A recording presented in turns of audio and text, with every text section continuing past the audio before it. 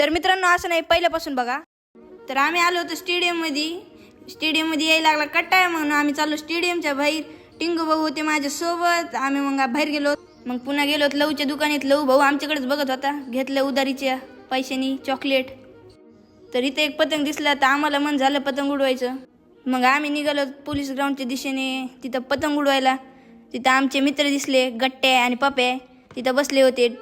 टिंगू भाऊला वाटलं पतंग उडवा म्हणून टिंगू भाऊ गेला एखाद्याचा पतंग हिसकायला. कोणाचा होता काय माहीत. आणि इथं पतंग उडीत बसला. मला वाटलं पतंग उडवा. लय दिवस झाले पतंग नाही उडीला. मी बी पतंग उडीत बसलो. त्यानंतर आम्ही बसलो इथं थोडं. आमची सगळी गँग बसली होती इथं.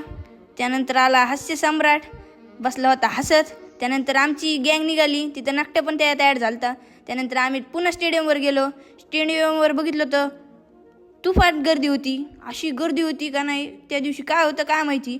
आणि इथं बघितलं होतं हे मामा काय करत होते काय माहिती. तुम्हाला माहीत असेल तर कमेंटमध्ये टाका. आणि त्यानंतर ह्यो सीन झाला आहे. ह्यांची उचल बांगडी झालती आणि असा हास्य सम्राट पडला का नाही. त्यानंतर हे असे हसत बसले का नाही.